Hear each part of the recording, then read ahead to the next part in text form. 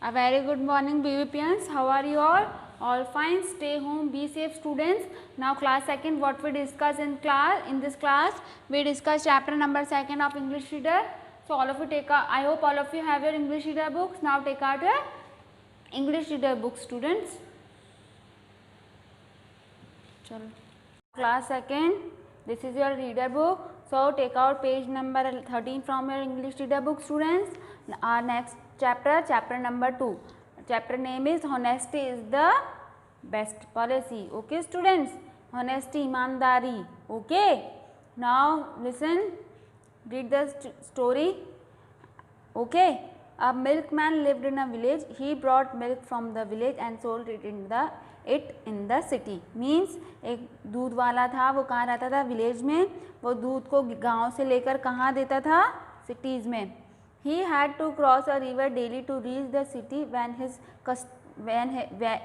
his customers lived. क्या होता था? वो विलेज जाने के लिए एक नदी को क्रॉस करता था जहाँ उसके कस्टमर रहते थे. He mixed a big amount of water of the river. उसने क्या करता था वो?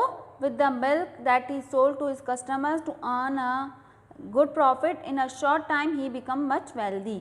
क्या करता था वो ना बहुत, जब नदी को वो क्रॉस करता था तो वो क्या करता था? दूध की अपनी बाल्टियों में बहुत सारा पानी मिक्स कर देता था ताकि उसे बहुत ज़्यादा प्रॉफिट मिले. और एक समय में उसने क्या किया? वो बहुत बड़ा, मतलब पैसे वाला, रिच वेल्दी पर्सन बन गया, पैसे वाला.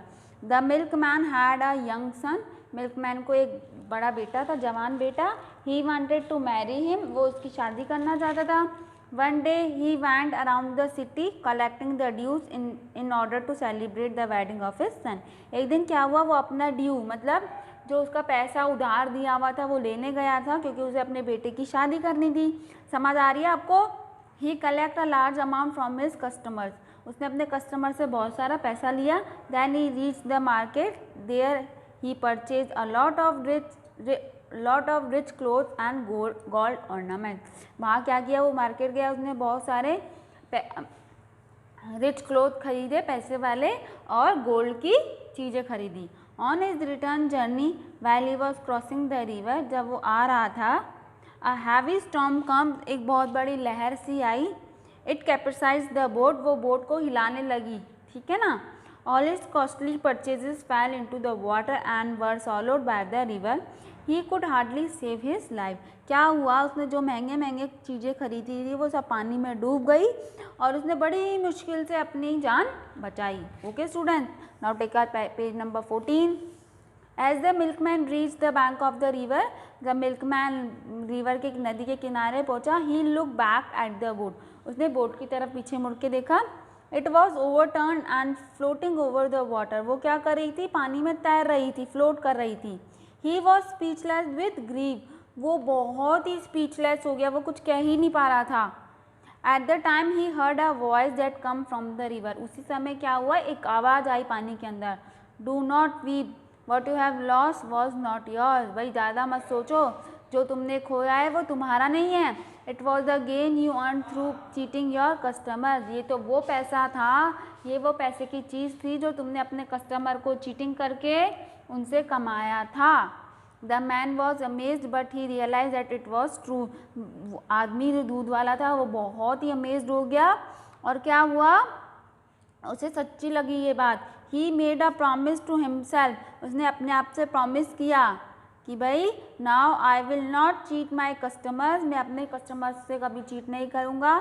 आई will be an honest person. मैं एक ईमानदार इंसान बनूंगा.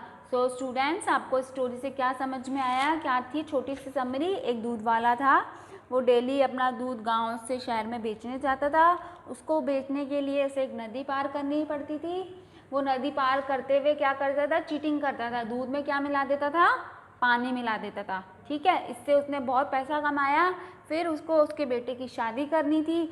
उसने जो कस्टमर से चीटिंग करके पैसा कमाया था, उसने क्या किया? उससे पैसा, गोल्ड, सामान खरीदा.